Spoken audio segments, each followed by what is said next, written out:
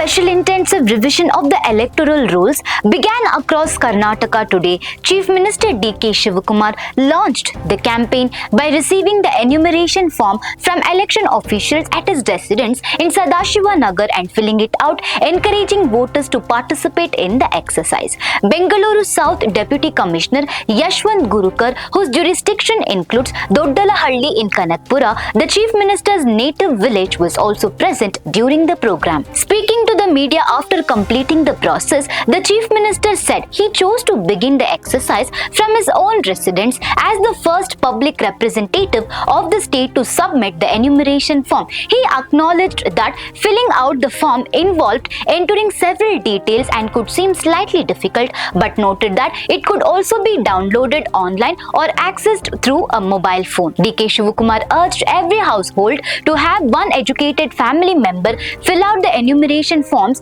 for all eligible members. He added that if any family member is living or working outside their place of residence or outside the state, a senior member of the family can complete the form on their behalf. The Chief Minister reminded voters that the completed enumeration forms must be submitted by July 29th. He also said that first-time voters who have recently become eligible must provide valid identity and residential documents. Acknowledging that some people may not possess all the required documents, he said the Karnataka government has made arrangements to issue residential and caste certificates wherever required in accordance with the Election Commission's guidelines.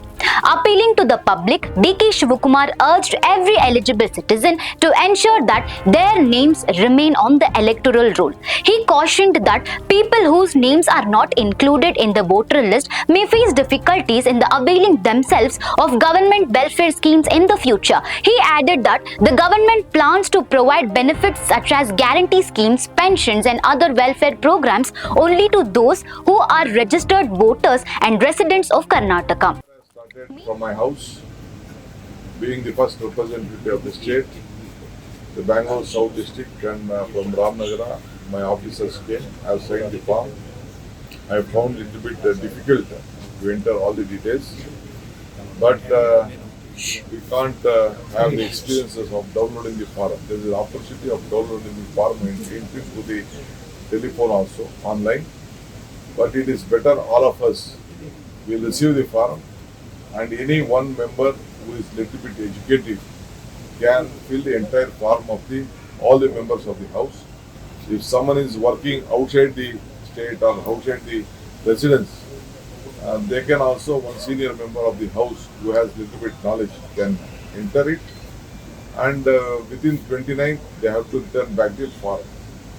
So without and the youngsters who have the new voter, who have been not voting since 2002, they have to give a valid certificate or a residential certificate. The government of Karnataka has made options to provide the necessary certificate which has been required.